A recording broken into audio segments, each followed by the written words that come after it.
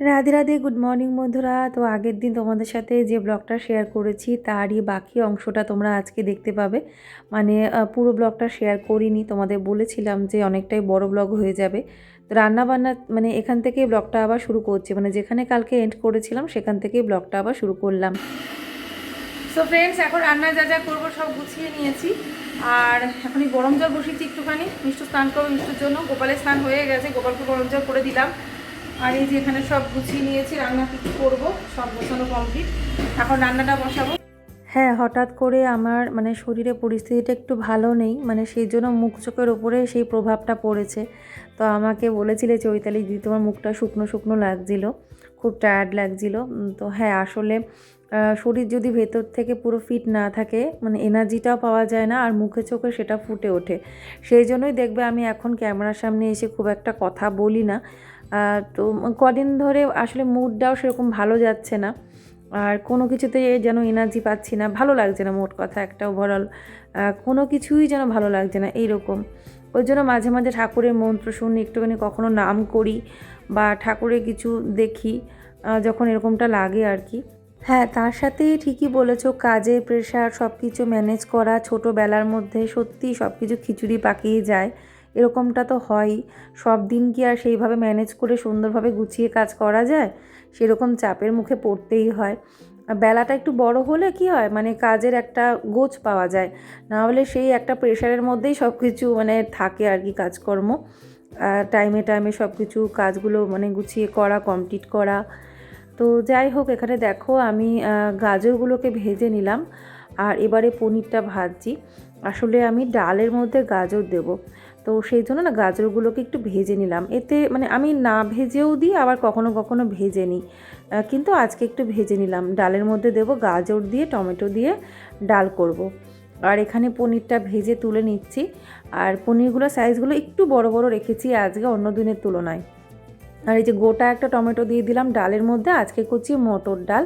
মানে ডালের মধ্যে যখন টমেটোটা গলে যাবে, তারপরে ওটা হাতা দিয়ে পেস্ট করে ডালের সাথে মিশিয়ে দিলে একটা সুন্দর টেস্ট হয় ডালে। এইভাবে ডাল করে দেখবে, খুব ভালো হবে।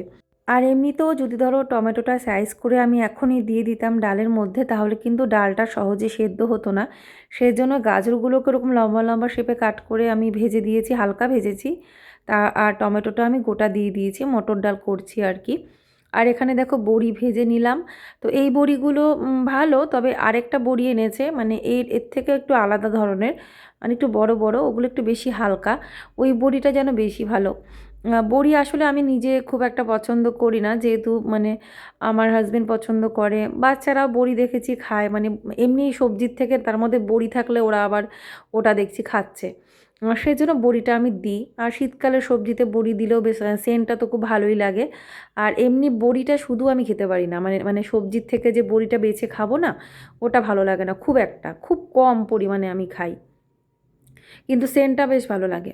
তো দেখো এখানে আমি পালং শাকটা করব বড়ি দিয়ে, ওই যে বললাম মূলো দিয়ে, বেগুন দিয়ে, শিম দিয়ে পালং শাক করছি। সচরাচর আমি পালং শাকের মধ্যে না মূলোটা দিই না, মূলোর সেন্টে মনে হয় যেন শাকের গন্ধটা অন্যরকম হয়ে যায়। কিন্তু আমি দেখি যে সবাই দেখি পালং শাকে, মানে বেশিরভাগই দেখছি যে মূলোটা দেয়। তো আমিও এখন ওই জন্য মাঝে মাঝে মূলো দিয়ে শাকটা করি। তো দেখো এখানে আমি সব কিছু দিয়ে দিয়েছি, এবার লবণ টবণ সব দেওয়া হয়ে গেলে একটু লো ফ্লেমে ঢাকা দিয়ে রাখবো যাতে নরম হয়ে যায়। আর এই যে এবারে দেখো ডালটাকে না পেস্ট করে নিচ্ছি, ওদিকে কিন্তু শাকটা কিন্তু হয়ে গেছে, এখন শুধু বড়িটা দিয়ে মিশিয়ে নামিয়ে নেব, একটু চিনি দেব। আর এই যে দেখো এখানে ডালটা আমি এইভাবে একটুখানি ভালো করে পেস্ট করে নিলাম, আর ডালটা তো মানে সেদ্ধ হয়ে গেছে, টমেটোটাকে মিশিয়ে দিলাম ডালের সাথে ওইভাবে। তো আর এখানে শাকটা তো রেডি, এবারে আমি বড়ি ভাজাগুলো দিয়ে দিয়েছি, একটু চিনি দিয়েছি, দিয়ে নামিয়ে নেবো আর কি, যে এখন একটু চিনি দিয়ে দিলাম। আর এই ধরনের শাকে তো চিনি দিতেই লাগে, চিনি ছাড়া একদম ফিকা ফিকা লাগবে। তো ওই জন্য চিনিটা আমি সবসময় দিই, শাক মাত্র একটু চিনি লাগে। তো বেশিরভাগ শাকে কিন্তু দেখবে একটু চিনি দিতে হয়, কোনোটাতে একটু বেশি, কোনোটাতে একটু কম। আর এই যে ডালে ফোড়ন দিয়ে নিচ্ছি, আর এই ডালটাতে কি ফোড়ন দেবে, সর্ষে আর কালো জিরে, বেশি করে সর্ষে, শুকনো লঙ্কাটা একটু বেশি করে দিতে হবে, তার সাথে একটু কালো জিরে দিয়ে দিতে হবে, ব্যাস এত সুন্দর ডালে ফ্লেভার আসবে। আর একটু ধনেপাতা কুচি ছিটিয়ে দিতে হবে ডালের মধ্যে, শীতকালের এই ডালটা আমার একদম অসাধারণ লাগে, খুব প্রিয় আমার এই ডালটা।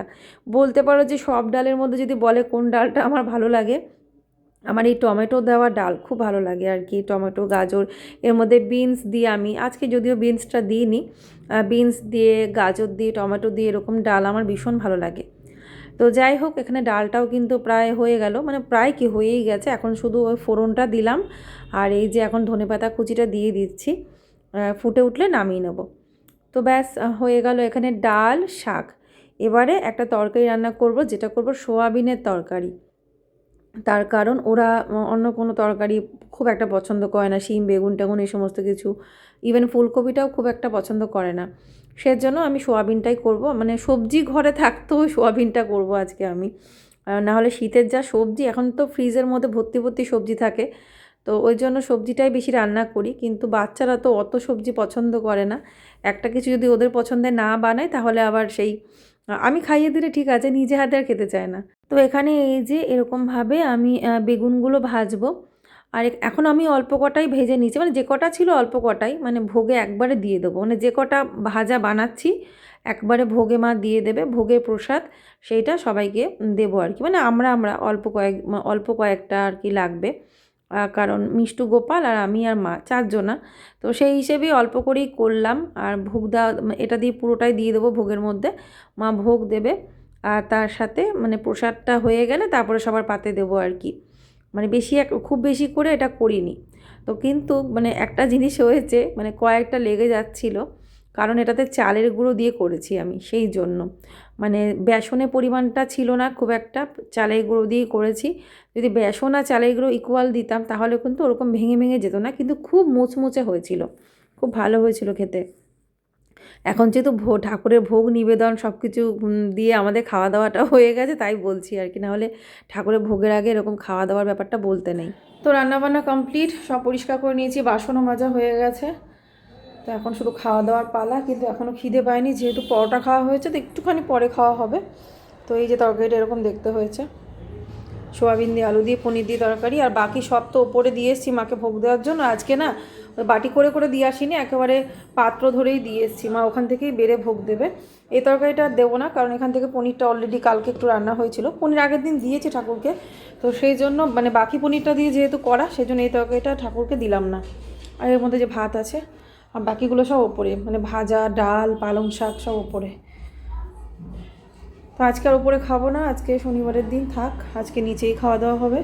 এখন এই যে কেচে নেব, তোমাদের বললাম না এর আগে ব্লগে তো দেখেছো যে ভিজিয়ে রেখেছিলাম, বলেছিলাম রান্নাটা সেরে এসে তারপরে কাচবো, আধ ঘন্টা পরে এসে কাচবো, ততক্ষণে যা হয় হবে। তো মোটামুটি রান্না তো দেখলে যে কমপ্লিট হয়ে গেছে, এখন দেখো এগুলো কেচে নিচ্ছি। হ্যাঁ, ওই যে বললাম ছাদে বসে খাওয়ার কথা, হ্যাঁ ছাদে বসে আর আজকে খাবো না।